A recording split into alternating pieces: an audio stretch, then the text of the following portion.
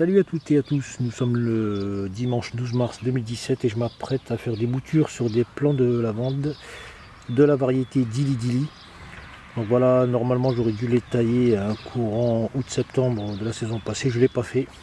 Donc qu'est-ce que le bouturage? C'est tout simplement une méthode toute simple qui consiste à multiplier le végétal à l'identique en prélevant des rameaux. Donc les rameaux c'est tout simplement des branches. Alors pourquoi? Tout simplement pour en avoir d'autres gratuitement. Alors la période, on a deux périodes dans l'année, soit on le fait lorsqu'on fait le grand nettoyage, le grand taillage des végétaux courant août-septembre, soit on le fait à la reprise de la végétation en mars-avril. Voilà, donc on est en mars, je vais le faire. Donc dans un premier temps, donc je vais prélever des rameaux.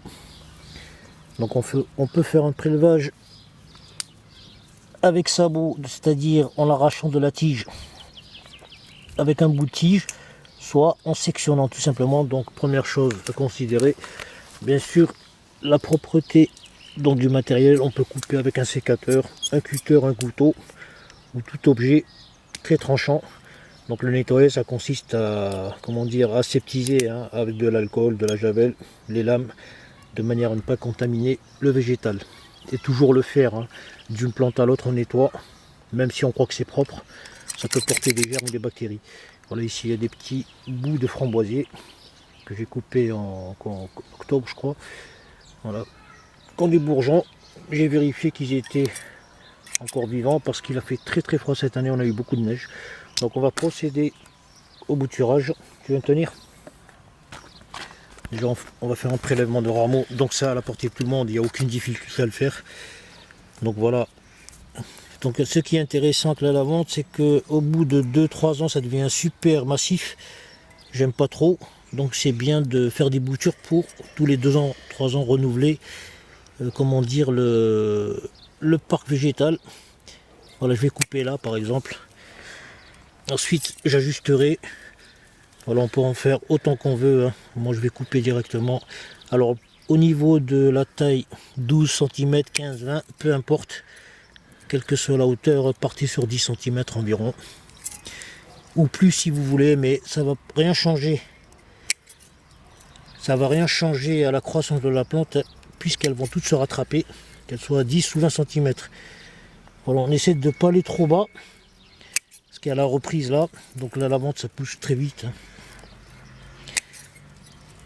Donc on essaie d'en faire un max. Donc pour les méthodes pour les méthodes de conditionnement, pas de conditionnement, moi j'aurais pas trouvé le mot, on va reformuler. Donc pour gérer les boutures, alors il y a plusieurs méthodes, il n'y en a pas une qui est meilleure que l'autre. Soit on va directement, moi je fais souvent ça, on va directement la planter en sol, en terre de jardin à l'extérieur. Soit on la met dans des godets. Alors les godets on peut les faire à base de terreau pur tout seul, terreau sable, terreau terre de jardin. Donc il n'y a pas une méthode meilleure que l'autre, je le rappelle.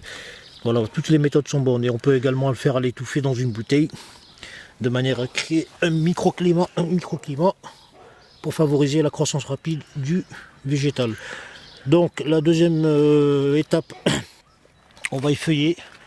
Donc effeuiller c'est tout simplement une méthode qui consiste à ôter les feuilles, mais on peut également les préserver comme ça. Dans les deux cas ça revient au même. C'est juste que voilà, puisqu'on a coupé ici, on va favoriser. Donc il faut savoir que les feuilles, elles évacuent l'eau. Donc trop de feuilles, c'est trop d'évacuation d'eau, parce que la plante transpire. Voilà, on va prélever comme ça, on va couper au-dessus, on va lui faire la boule à zéro. Voilà à quoi ça ressemble. Donc là on est sur du 12 cm environ. Voilà, je le rappelle, on peut le faire directement comme ça pousse. Ou avec les feuilles. Voilà, si vous voulez savoir comment se développe la bouture, vous prenez plusieurs spécimens, vous en laissez 2 avec des feuilles, 2 sans feuilles, ainsi de suite, juste pour faire de l'observation, de l'analyse, pour avoir de l'expérience. Donc là il commence à refaire beau, le sol commence à se chauffer.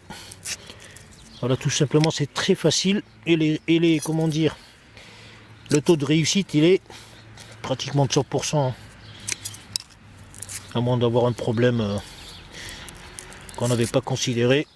Je vois pas qu'est-ce qui pourrait freiner la croissance de la bouture. Voilà, j'en ai fait 1, 2, 3, 4, il y en a une petite, 3, 4, 5, 6, 7, 8. Donc si vous les mettez en pot, voilà, j'ai mis du terreau. Fabrication homemade. Donc suivant la taille du contenant, donc ça c'est un pot de pâte. Donc il faut considérer bien sûr l'évacuation de l'eau, le drainage. Donc j'ai percé 4 trous. Il faut toujours mettre des trous, sinon l'eau va s'accumuler et noyer donc le végétal. Donc le temps de croissance. Pour voir le système racinaire se développer, il faut en moyenne entre 3 et 5 semaines. Donc à cet effet, c'est très très important. Il faut toujours que le sol, peu importe que ce soit du terreau, terre de jardin, il faut toujours qu'il soit humide. La première fois, on va faire un mouillage, un arrosage copieux. Et ensuite, on va veiller toujours à ce que le sol soit humide. Pourquoi? Tout simplement parce que le système racinaire a besoin d'eau et d'humidité. Si votre sol est trop sec, ça va freiner le développement des racines qui vont sortir sur le pourtour de la tige, à partir de là à peu près, et se développer. Donc il faut que ce soit humide. Donc tout simplement, on a besoin de rien du tout. C'est vraiment à l'ancienne comme nos ancêtres. Je la plonge à mi-hauteur. Donc suivant la taille du contenant, on pourra en mettre 4, 6, 10. Suivant la quantité de bouture que vous souhaitez obtenir. Voilà, ça c'est à titre d'exemple, je vous montre. On peut serrer un petit peu, parce que le système racinaire va se développer, c'est pas très volumineux. Voilà, j'en ai coupé, je vais refaire un pot. Voilà, et ceux-là, je vais les mettre en terre. Donc l'avantage de la mise en sol, par expérience, je sais qu'elles se développent plus vite, elles sont plus fortes. Tandis que là, il va falloir les surveiller, les humidifier et tout le tremblement. Donc, Mère Nature, elle fait les choses mieux que nous. Donc au sol, c'est pareil. Donc je fais un petit trou. Le sol, il est assez meuble. Je pointe ma bouture de cette manière. Là, par contre, je vais l'arroser parce que le sol au pied du cerisier, il a évacué l'eau. Pourtant, il a neigé et plu énormément. Donc, où est-ce qu'elles sont? Voilà, je les distance de quelques centimètres. Tu filmes où là? Il faut que tu filmes là où je fais.